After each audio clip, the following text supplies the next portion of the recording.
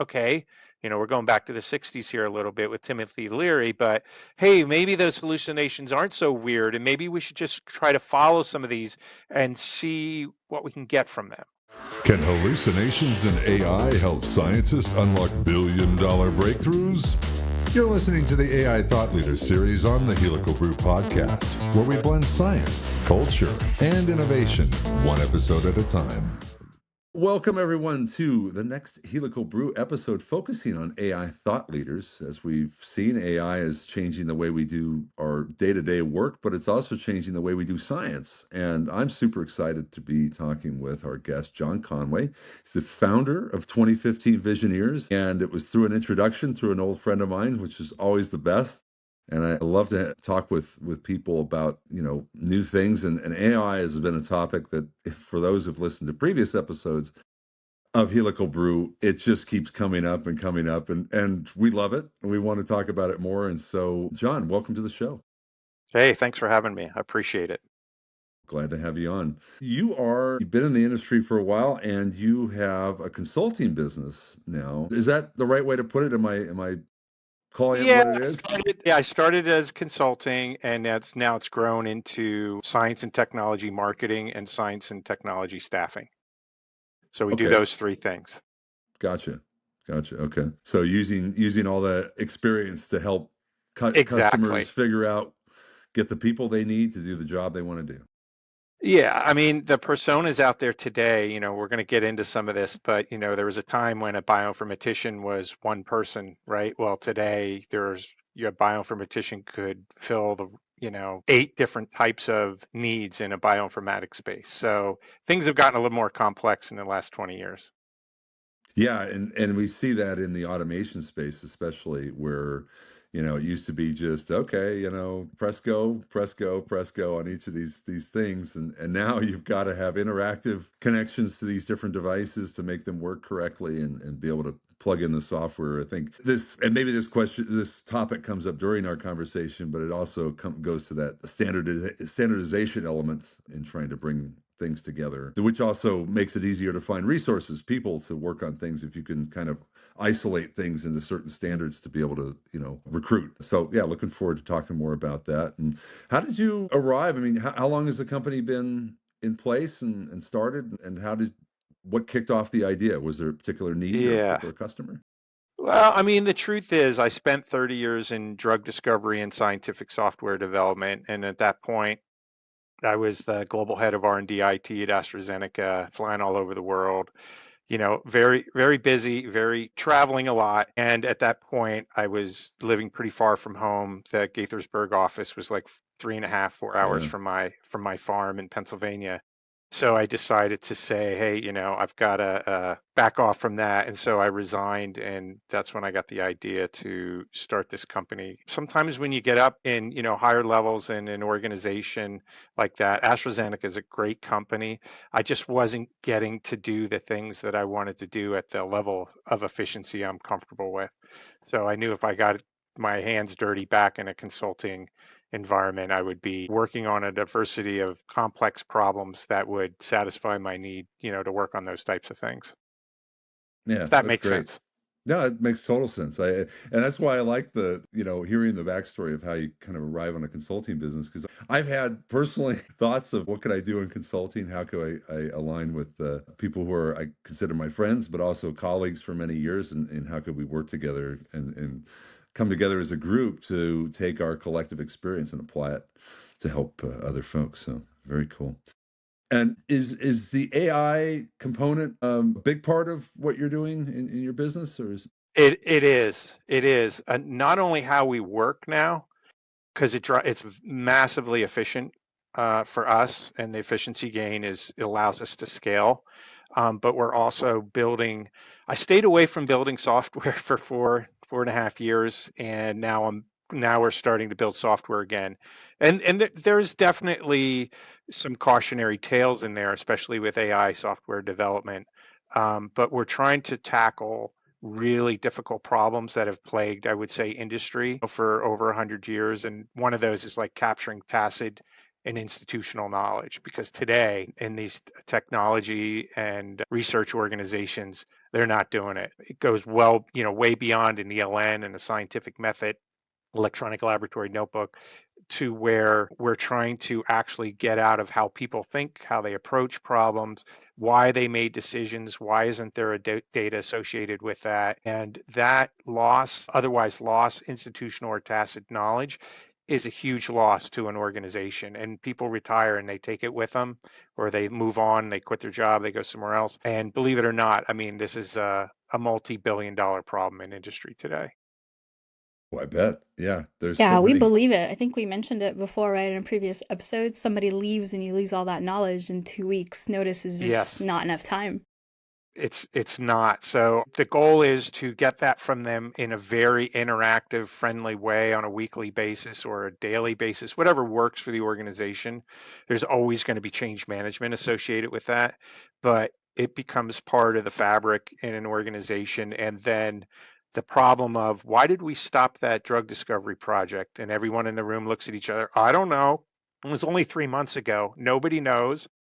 Well, so and so left, or this person now has a new job, or I heard it had something to do with the target, but there's no knowledge, there's no information that was captured. So companies a lot of times will restart that project only to end it in another 6 months, because they didn't have the information and knowledge that they needed to make better decisions. Or find a notebook in a desk that was stashed away that tells you why that didn't work. Is Yeah, it is it a if the tool that you developed that you're using to get that tacit yes. knowledge? So we're probably in an alpha phase right now. And of course, it's AI's involved, large language, local language models, the ability to integrate with internal data sources, other external data sources. It's bringing it all together to be able to ask the right questions. So part of the secret sauce is our questions database, that we start to enumerate questions and things like that, so we can ask smarter and smarter questions based on the input that we get. Very interesting. Yeah, that's super cool. I mean, it kind of, well, and the previous episode that we recorded earlier, is touching on some of the same things, but from a protocol development standpoint, taking advantage, trying to Hmm. hone in on the tacit knowledge that, you know, you can pull together to come up with the protocol, and also just make fewer mistakes. It seems like since I got into automation, the cost of making a mistake upstream in the protocol development has gotten higher and higher and higher, Yes. partially due to inflation, but partially due to we're trying to find and hone in on finer solutions these days. And it's not like the old school, chemistry when aspirin was invented. No, we're going after very particular things. And I find that fascinating, that to pull together all that information and come up with a process to do that is just amazing. So really cool to Well, hear. And the that technology is finally here. Go ahead. Sorry, I didn't mean to interrupt. Oh, no, no, that's great. I was just curious about your previous statement when you said it depends on the input that's coming in. Is that something that you are curating, or is that just a kind of like wild stakes, whatever input comes in, you have to sort of figure out how to adapt? We curate everything and learn from that. So is somebody evading the question? Is somebody not understanding the question? There's all types of criteria that go in this. And again, some people aren't going to like this, right? They're going to feel like it's an invasion of privacy or something. They'll come up with whatever excuse, especially in the R&D space. We have a lot of people that don't acclimate to change or things well, or No I'm just going to say it. I'm just going to be really honest. way. So yeah, so one of the things that we're really trying to do is drive that IP and that, again, that knowledge internally, so companies get more efficient and they're able to reuse the information and knowledge that's gleaned. And then obviously, in the knowledge pyramid or intelligence pyramid, then they make more intelligent decisions. Gotcha. And would you say that we're talking about the technologies here, the capabilities are here. I mean, what sort of specifically in your mind said we can do this? Like what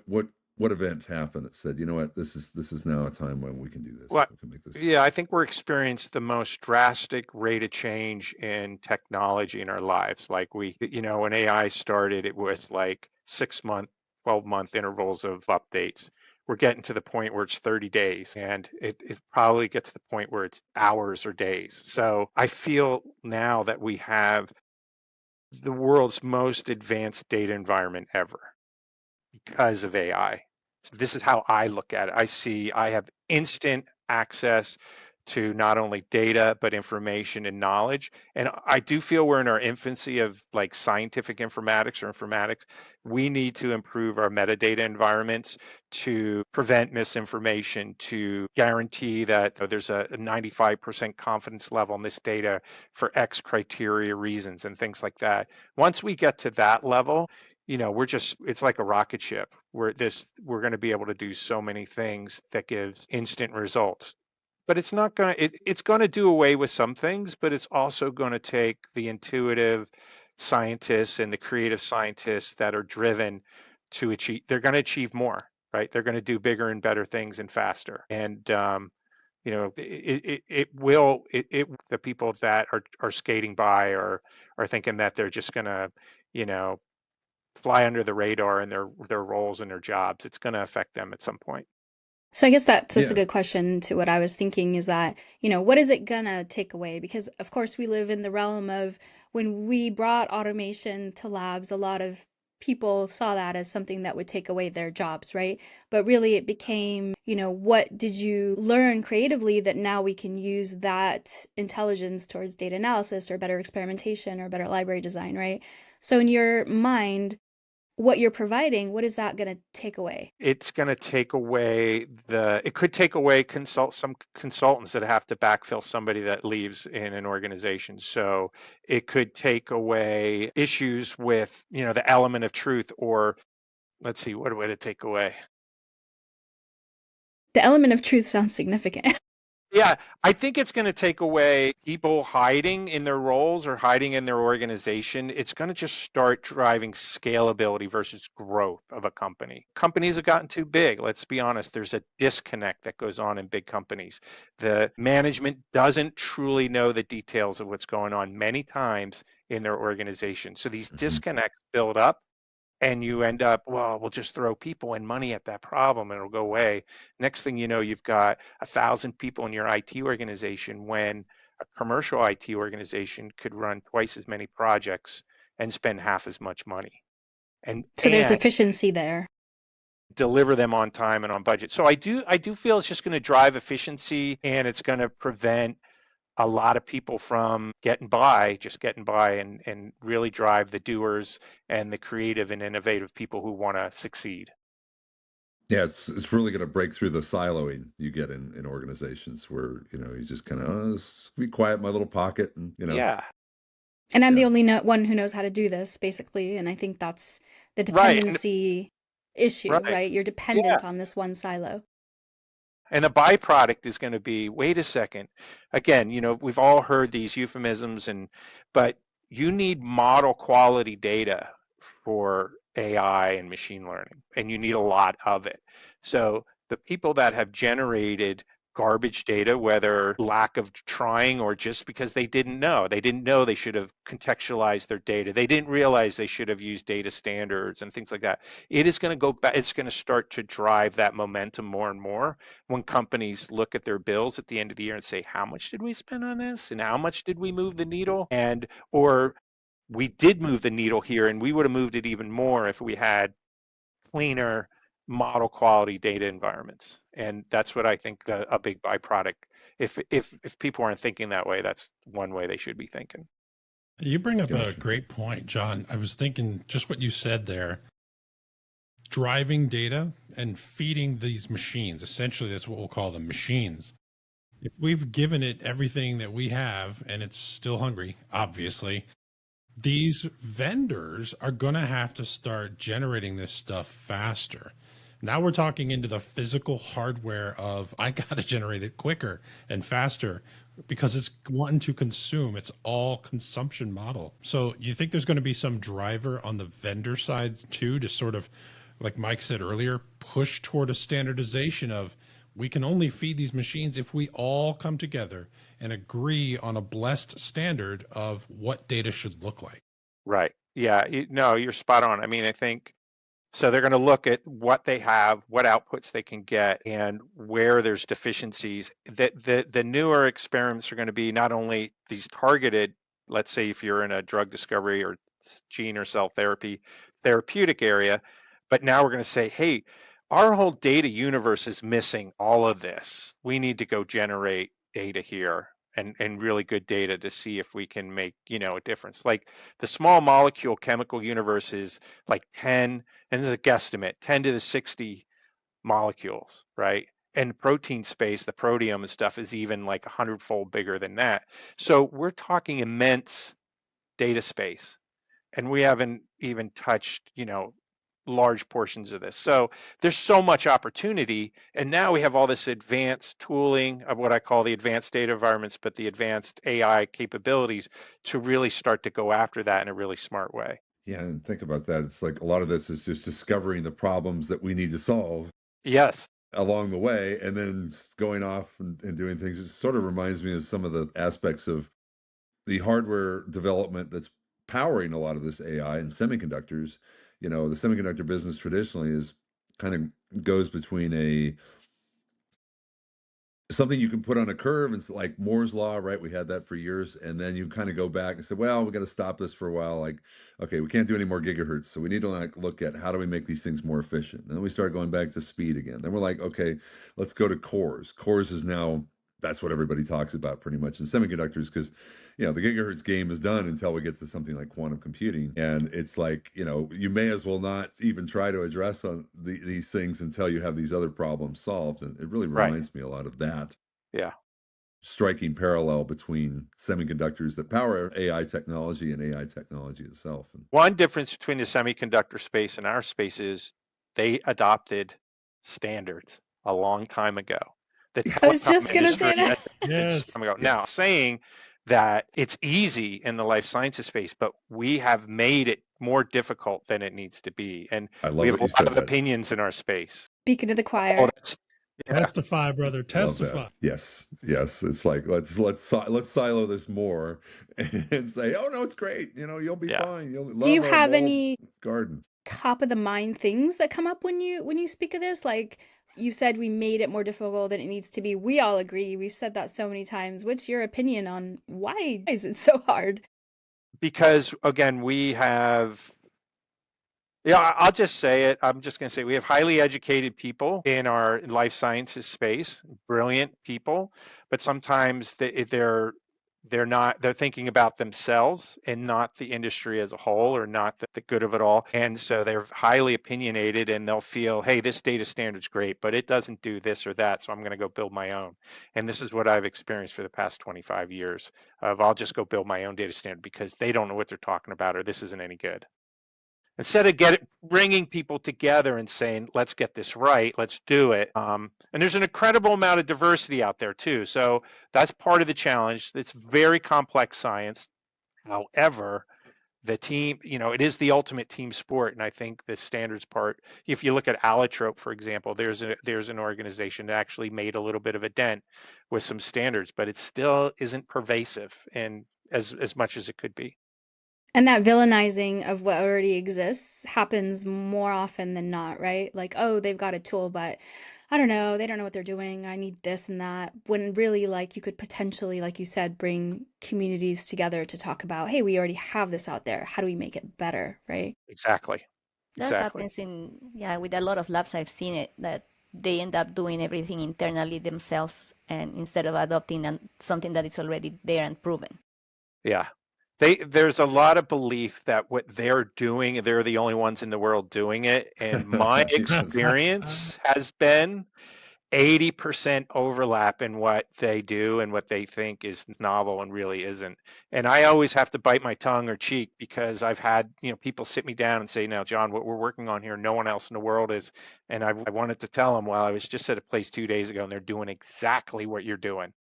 And we see that too from the vendor side, right, Elizabeth, where like we come Yes. into the companies and, the clients always, right, and you're trying to kind of meet their needs, but several other clients who've done basically the same thing. And if only everyone can get on the same page. Exactly. It's that Yeah. fear of loss of IP, right? The perceived IP. Yes, and again, IP, then that fear of IP loss goes into IT when it's really not IP, but Yeah. everyone's very secretive about their IT and stuff, Good and it point. shouldn't be. It should be much more open, but there's always the fear. Yeah, and it makes things more expensive. I wish companies would 100%. recognize that at a C-suite level, and I think some do, where, look, I mean, when you think like this and your organization operates like this, you're going to make things more expensive because every time you go to a vendor, let's say you go to a LIMS company, right? They're going to implement a LIMS system for you. Well, if you have these very particular specific ways that really don't make any difference, for the overall process, and you're like almost working against the software. Like the software was optimized. It's got 50 customers of development behind it. And you're going, oh, we're special. We're going to do it different. And this is why. And then you're fighting, you're pushing rope at that point, and it costs a tremendous amount of money. I've seen software, the license is one thing, the implementation is 10 times the license cost. I mean, come on, We just had this conversation. I was telling you about the Paperless Lab Academy, total cost of ownership. If you walk into an organization and you tell them your ELN, your global ELN is going to cost you in a total $36 million, they're going to kick you out of the office, right? Yes. But you mentioned it.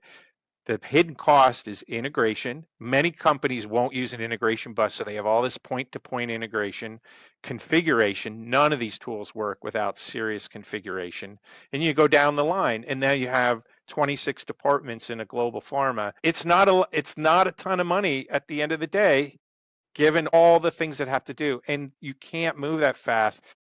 It takes, I've seen 5-year deployments and they're still almost paper on glass, like they've got one template. I've seen so many things go awry. And again, if some of these things were adopted and done up front, like you said, it would save. The biggest checks I ever wrote were for integration. Yeah.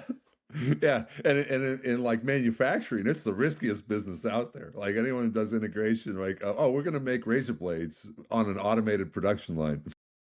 They just signed up for serious risk, in terms of the throughput, the return on investment, and the overall cost, making these things, without ballooning the end costs because of something you came up against. And I think, that is very clear when you're manufacturing something physical. But in some of these projects that are, IT or back end, I feel like some of that gets lost. I mean, would you agree? There's just, it's like the tangibility of it's lost a little bit because you're not dealing with physical production Absolutely. and things like that. It's not good for the human brain to be on project after project where you don't see a completion and something produced. Yeah. And a lot of IT people see that and they're miserable in their jobs, by the way. They're like, they're, it's That just not. satisfaction is gone. Yes. It's just, they're not getting that satisfaction of, hey, I made this molecule and it might go into humans or might go into animals for good reasons, whatever. Or, hey, we physically built this, like you were mentioning. So there's a lot of that. And it's a problem, especially so even today, where digital transformations are failing at a rate somewhere between 70 and 75%. Again, a lot of this is cultural reasons. It's not the technology. It's not the, even collating the data and stuff like that. It's hurting the right people, working together as a team, knowing how to do change management and preparing the end users and the different personas for the tools and things like that. That's usually 80% of the time where it fails. I see that a lot with change management and, the change controls that just aren't there. And when we try to talk to companies about the necessity of these things, it's always like, well, we're waiting deployment of something bigger. And I think that what's missing is the interim solution that needs to happen to prevent these future challenges that you're going to experience the more you put it off. Right. Exactly. I mean, if you don't understand, so culture is a big part of everything we do, I do. If you don't have the right culture, you're kind of sailing against the wind here a little bit. Everything's going to take longer, it's slower, and it's much more difficult. But if you have the right culture, like if we take data culture as an example, or AI culture as an example, if you put that in place and everybody's on the same page, then they're like, yeah, let's build a strategy. Let's execute on a strategy. Oh my gosh, look at our results, as opposed to, well, I don't really believe what they're saying, so I'm going to go do my own thing. And then it distracts from, the disconnects, and then you end up not in a good place. Well, I think what you mentioned there, as far as the change management being the biggest hurdle, essentially.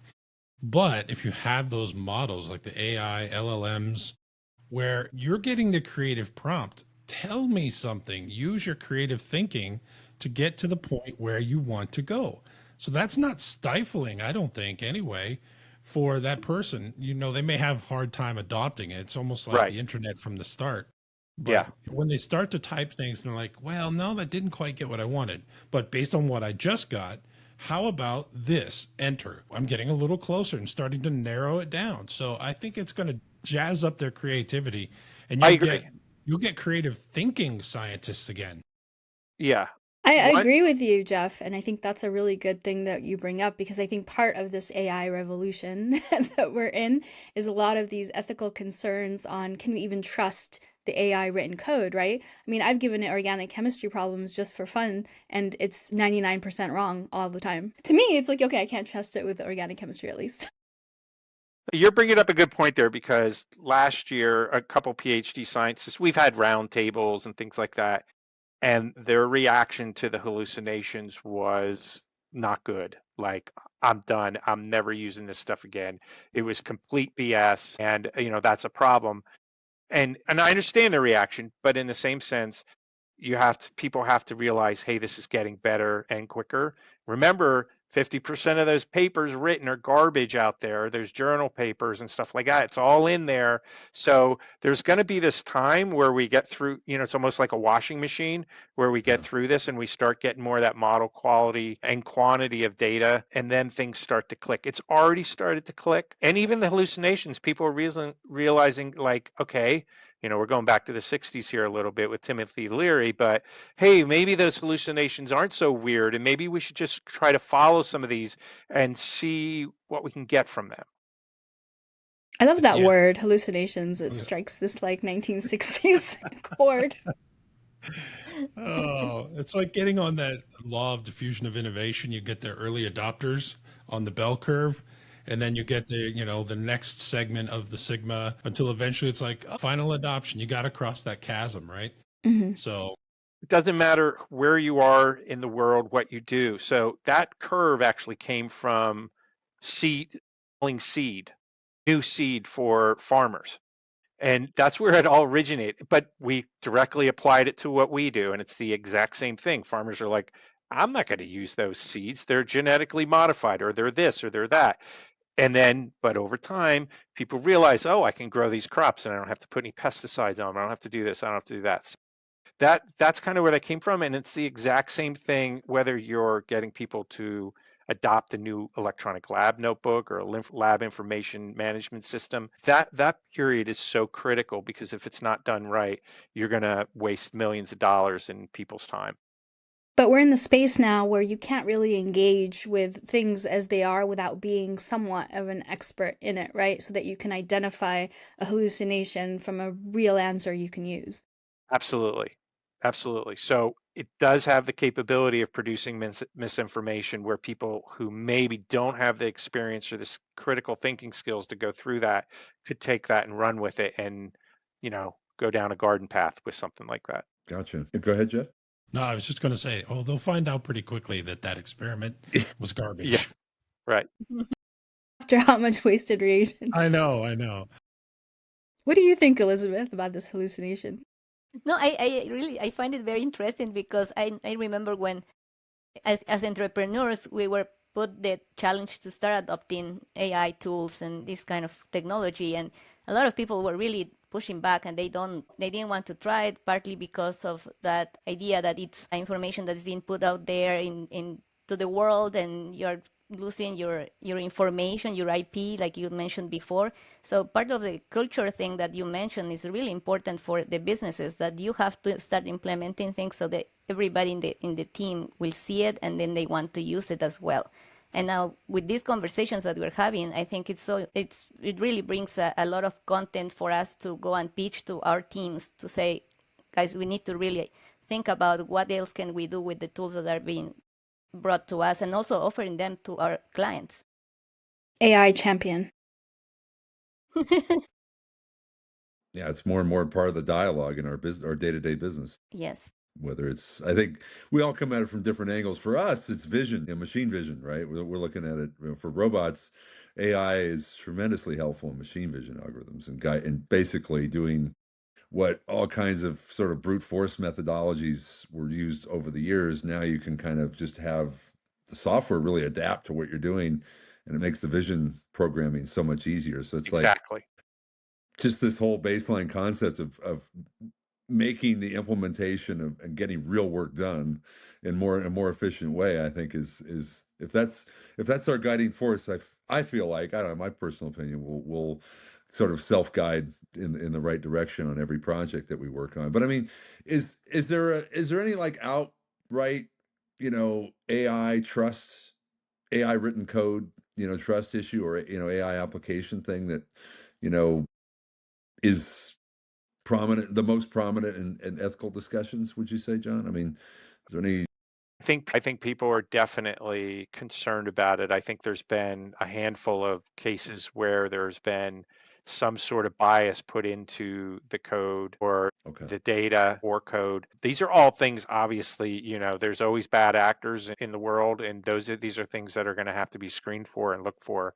So we're getting to this point where I don't know from a software development perspective how far we are away before, AI is generating, code quality that's, can be used very quickly. But if you think about, hey, I don't know how to write Python, right? We'll say, I don't know how to write Python.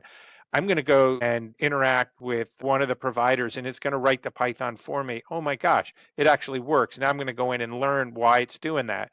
And next thing you've just learned how to write things where it was written for you and you start to adapt it or evolve it. But I don't even know how far we're away from how many coders we're going to need to do a lot of this work in the near future at the rate it's going. It becomes the only one person has the cape and they're the superhero. Now everybody has a cape. There are no more superheroes. Exactly. So Superheroes are overrated. Exactly. Is the skill set going to shift from the actual coding to how you feed the system with the guidance absolutely to do what you want to do? Okay. That's what I think. Okay. Interesting. So is that part of a future that you envision in software engineering and its interaction with AI? I do. I think this is where we're heading. I mean, if you think about it, I mean, I can in 5 seconds get a piece of Python written that analyzes um, a certain amount of work that I'm doing, writes the code, does all the analysis, and boom, everything. It's like a dashboard's in front of me in less than a minute. So if it can do that for me, if my attorney says, hey, John, you don't really need me anymore, except for you used to need me for 2 hours. Now you only need me for 15 minutes. This is where we're at. This is what's happening with everything. So it sounds like you see it as providing more solutions than risk in the near future. I would like to optimistically say yes to that, but unfortunately, we live in this world where now the risk is paramount, right? It can take bad actors to do something that has very catastrophic effects. So And this we is what need we have to be safeguards careful. for that, right? Yeah. Yeah. Yeah, this is, I think, sir, I can understand where you're going here. It goes back to okay, we are now on an exponential curve, not a sequential curve like this. We need to start thinking about, if we haven't already, what ethical boards or whatever you want to call it, ethical standards that we need to apply to that aren't AI driven, because the AI is checking itself. It'd probably say, yeah, everything's fine. But you kind of have to have that human intervention at certain points along the way and say, we need to check this, whether it's science, whether it's code, all of that kind of stuff. To your point, John, you said, yeah, I can write a Python to do X. And I looked at it and I'm like, it's doing X. Okay, so that's 100% success. But when you get into the larger scale stuff, as you probably are experiencing, it's like, hold on a minute. I got to put the brakes on this, because if hallucinations do exist, bad actors do exist, I could run into some of these things, and I can't take the risk of putting that into my product, if you will. You're exactly right. I think you brought it up before. The ethical side of it, the risk side of it, the audit side of it is going to become pretty intense. So whatever the persona is or whatever the need is, the audit part will become just as important as the execution part. the last thing any executive wants in a life sciences company or anything is their name of their company in on the front page of something where something bad happened. Absolutely. That's a death nail. Absolutely. That'd be just as bad as spilling chemicals in India, like Dow Yeah, did years and years exactly. ago. Yeah. But if you were to start a company, those of you who are listening, who is just an audit company for AI, you might be onto something. Exactly. Giving away all these great ideas. What am I doing? Right. It just feels like it's so popular and so Buy the trendy domain. and Buy the domain. evolving so fast, right? We need as a society to make sure that there are safeguards, and some of, the innovators like yourself and our previous guests have to think about these safeguards because we don't necessarily have regulations around them yet, right? Yeah, and I can't even begin to imagine how you approach the regulation aspect. I mean, we already see in so many other cases where, anytime you get into, well, if the government's involved, we all know where that can go, right? I mean, just it's a group of people that aren't necessarily aware of the AI, let alone, what we need to do to regulate it. But I mean, it's just, you can have expert groups sort of help that process, but Yeah. just seems to be extraordinarily complex to figure out, what that model is. It was the same thing with stem cells, and when we figured out the human genome. Oh, now we've got this power tool. We don't want to hack this into something crazy or unethical. Yeah, See, the good news, Mike, I think that there are examples out there of where regulations worked really well. And so one place that I would start is say, hey, AI, could you parallel that regulation that the committee thinks worked really well and put that into a format for us to regulate this, and then the committee takes that and they optimize it. So that would be that would be a jump starter to whatever you do. Just don't ask DeepSeek to do it. The new kid on the block here. Yeah, take care of the US's AI regulations. That might not be a good idea. Yeah. Well, probably some bias in that one. Kind of going back up to 10,000 feet a bit, this came up in previous discussions for us, and this concept of, artificial general intelligence and the impact in software development. Is that even on your radar, John? Is that something you think about as far as, Say what did you say generative or did you say general? General. Yeah, no, I mean, it's on our radar. Something that I wanted to say is we've done things where we've built research agents, and this is where you have to be careful in life. Usually, if you have an idea, there's at least 100 other people working on it or thinking about it, and a subset of that working on it. The research agents looked really promising and things like that, but the truth is, there's big money in this right now, and the big players can quickly pull things together and deliver them, and at a brand level where they'll sync all the little brands. People aren't going to find them and see them, and so there's so much money being poured into this. It's very difficult. What I'm trying to say, it's very difficult for small players like myself or others to actually break into the field with something novel when it's very generalized. But the agents, agentic agents and all the newer agents and stuff, there's people all over this, right? And so it's going to be highly competitive. You're competing with Google and others in the space, right? Exactly. Yeah. You can't compete when they throw 3,000 people on a project and they have all unlimited resources. This is what I've been experiencing the past couple of years. Gotcha. Yeah, the resources, they can shift gears. It takes a while for them to shift gears to go after something, but when they do, they are all in. Google Translate's a perfect example of that. Amazing. You know how many companies went out of business that were kind of working on that and trying to forget about it? I love the image part of that. That's been a game changer for me. Well, okay, for the future, what skills do you think? I mean, we talked a little bit about this already, and we touched on some areas where, if you want to be in the future of this whole thing, what skills do you need to have, and where do what's the job going to look like? But how would you highlight that? What skills would you say future AI engineers need in this growing space? Yeah, I mean, this is such a difficult question. I do feel math skills are critical. And it doesn't mean if you're not the smartest person in the world in math, doesn't mean you can't do this and do it very well, because there's a lot of learning capabilities along the way. But I do feel that math skills are important. But then again, understanding the sciences, like whether you have an interest in chemistry or biology or both, knowing, being a sponge and knowing as much as you can about that. Again, because our brain, we're like a lobster, right? Every time a lobster grows a little bit, it sheds its shell, and that story. We're the same way. Our brain needs these inputs. We need to challenge ourselves. We need to struggle. We need we need to condition our brain from the time we're young to as we get older, from learning, from taking on new things, challenging ourselves. Otherwise, you're not preparing yourself for adulthood and working in a field like this. Like we were having this conversation the other day, you have to condition yourself to deal with stress, to deal with learning new things, to struggle through something, challenge yourself. All those things are very important for human maturity and growth. And I think whether it's math and science or people skills, we need people skills. We need all of this. So I kind of like, I want to answer that question and say, oh, this, and that. But in reality, I feel like no matter what somebody wants to do, I feel like they just need to try to be the best they can at it, learn as much as they can about that, struggle through things. And at some point, whether you're in fashion or you're in science or you're in whatever, these skills can all come together and you can take advantage of them.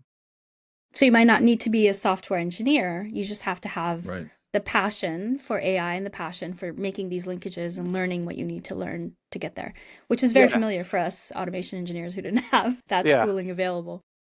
You might have the passion to discover things, to find things, and you use AI to scour the world, what's ever out there, to find that needle in the double haystack, right? And I think that's a critical need, to be able to want to uncover or find or invent that next new thing, whether it's a new drug, a new therapy, or a new way of communicating. Love that. Just be hungry. Be curious. I hear It's you. what it's about. We have too many people in the world that don't, aren't contributing. And this is why we have societies, right? It's about contributing to make it better, improve quality of life, not improve quality of work life. All these things are really important. Otherwise, I said it before, there's a lot of miserable people out there. Part of it is their fault, and part of it is maybe they were misled a little bit. I hear all the time, well, you don't want to work outside or work with your hands. You want to work in an office and go in the office and work all day and make a lot of money. That doesn't make people happy. Right. It just doesn't. It's like some people miss their chance or realize halfway through their career, oh, I love landscaping and I'm quitting my big job and I'm just going to start my own little landscaping company and be at peace. And I think it's just, some of those issues for folks to figure that out sooner than later. I'm detecting a little farmer coming out in you, John. I hear it. I do have a farm and I do farm, so I don't know where I find the time to do it, but yes. Nice detection, Jeff. Could be that stone wall behind me. So for those people, it's like life is a hallucination, so change it and get a better reality. I think, I mean, I think though, we're not teaching critical thinking skills, and this will go back to your question, Mike. No matter what you do, if you can't critically think through it, then you're probably not going to achieve your objectives. And, teaching kids or whoever to take a test so they get a good grade versus learning versus critical thinking through, we're not helping our kids. We're not helping people. We're trying to check in the boxes. And when they get into, industry or their work life, they're struggling because it's hands-on now and they never really they don't have too many hands-on skills with things today. I will make my kids listen to that you. Actually, yeah, and that came up, right, Elizabeth? That came up in when we had an educator on. Exactly, and unfortunately, that's what the education system, the traditional way, is killing that. Oh, even my, it's not necessarily beneficial to hop on the TGV on rails versus use landmarks in the forest, and work your way through it, problem solve, be stressed, all those things, all those conditions that condition the mind to do things differently or adapt, versus taking the fast track train from point A to point B, which seems to be, which when I first started hearing about the use of AI and the language models, it's like, well, this just seems like a fast way to go from point A to point B, not necessarily, getting anything along the way, And that can be the case, right? I mean, heck, the Sure. Cliff Notes was the first version of that in school. It's like, Exactly. yeah, no, it's But it's also like the comfort with being uncomfortable, right? Because change is often uncomfortable.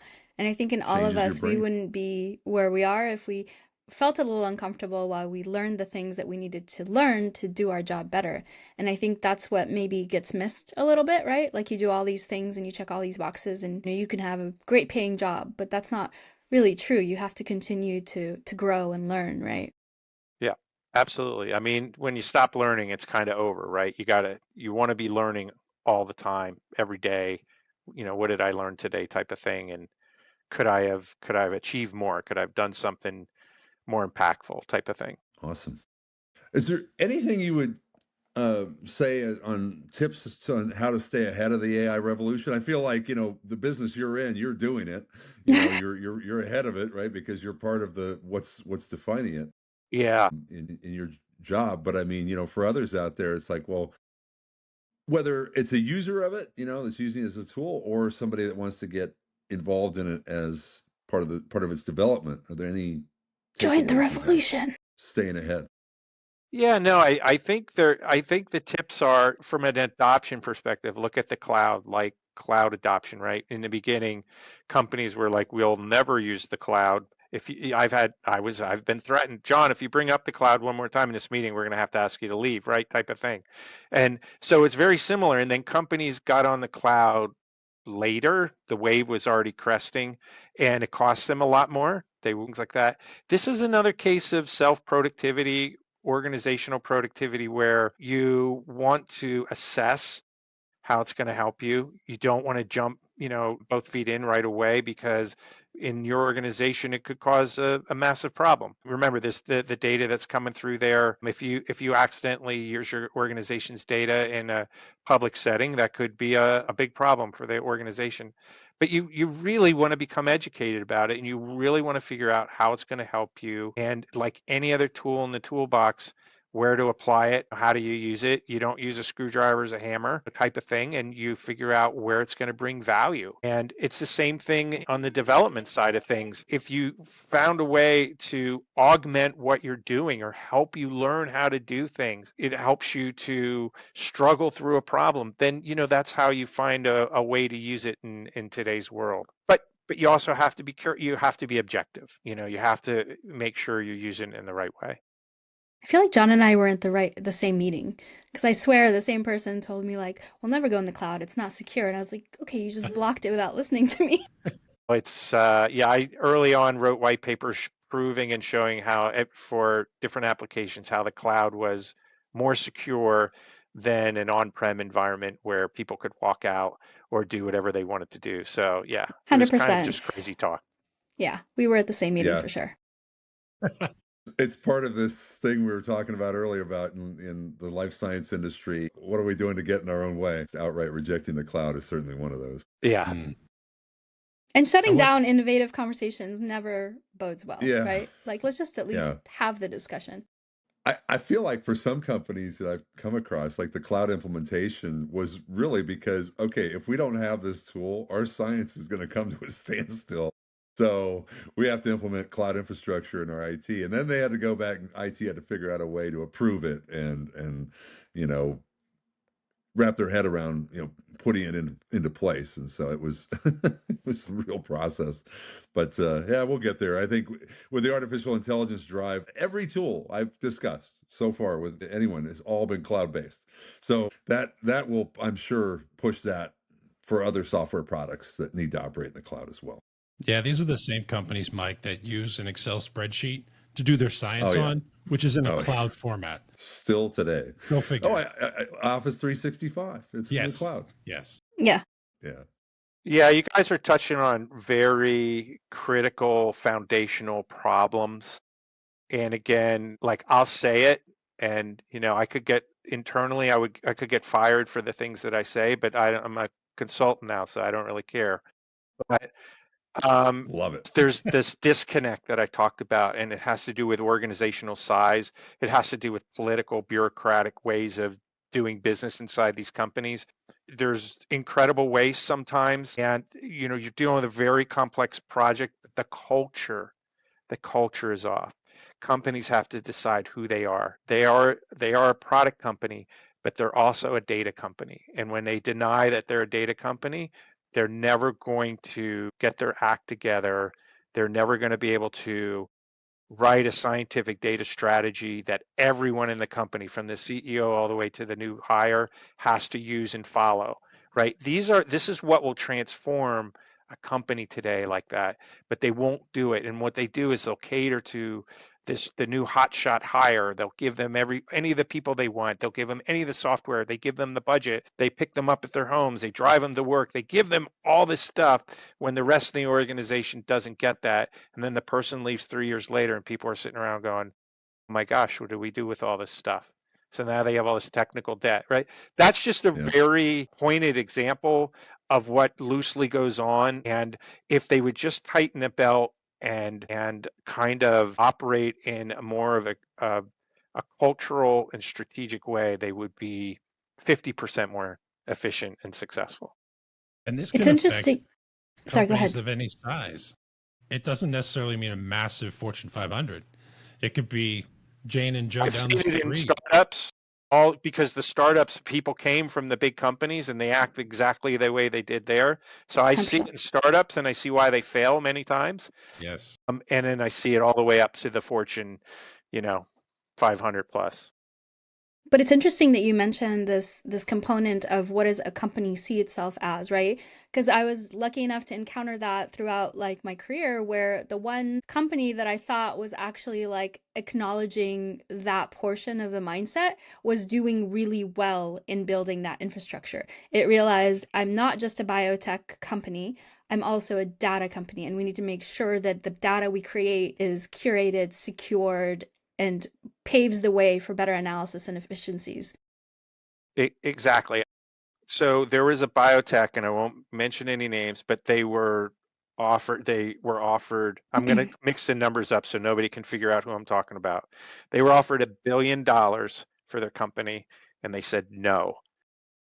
And they had a massive, just like most companies like them, their data was like my seashells collection scattered all over the beaches of the world, right? It was supposed to be a joke. That was their environment.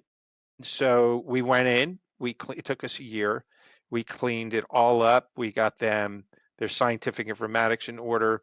Their data became fair, findable, accessible, interoperable, reusable. And their company sold for 4.5 billion three years later by the same Wow. company, so that they rejected the first time. And they were able to show, hey, what do you want to see? Oh, you want to see this? Here it is. So they were able to show the fairness of their environment and what the worth of now that fair data was. It was worth billions of dollars.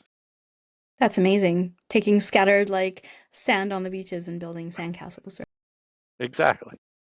And at the end of that, you probably said, "You're welcome. Yes. Here's my You do, bill. yeah. Here's Like my you do invoice." sometimes when you don't write the contract properly. And that's how it's done. Well, So with that, sorry, go ahead. no, I was saying, so that's just a real world example of the value of data. And you can just DM us the names that you can't say. Yeah, it really needs to be in the mission statement of these companies these days. It's pretty It does. much unavoidable. Yeah, Yep. at that level. Well, with that, we're coming up on 1 hour, and we can start to wrap up. But we do have a segment. You didn't warn him, did you? We didn't. No, I didn't warn him. We surprised No. you. But we do have a segment. It's called the Pick of the Week segment, and it's just really anything: a book, a piece of software, a tool that you find particularly useful, or is at the front of your mind these days. And if you He's gonna turn look it. It's around. like, I was looking for the book that my head of Yes, AI, I love books. I think it was Think Big, Think Small. Okay, So something like that. all right.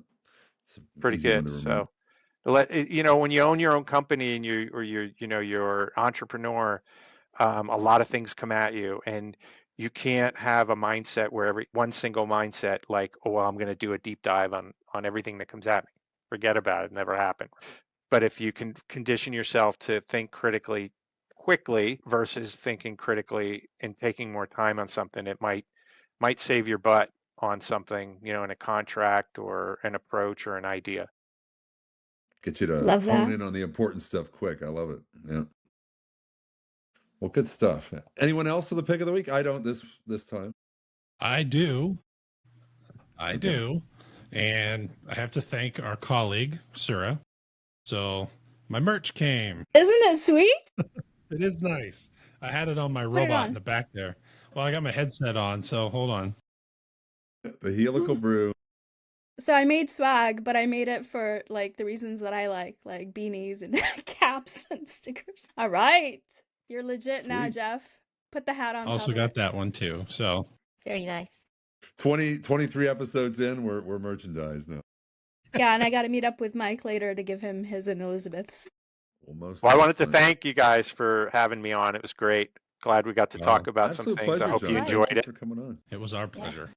Yeah, Thank I'm you very looking. much. I'm looking forward to re-listening to the episode once we get it published, and great topic, great discussion, and really want to thank you for coming on. Yeah, I appreciate it. Thanks, Mike. Thanks, everybody. Nice to meet Thank you. All Thank you very much. Have a great weekend. All right, you as well, John. All right, Take bye. care. Thank you for joining us on the Helical Brew. We're glad to have you with us. For more episodes, please visit our website at helicalbrew.com. That's helicalbrew.com.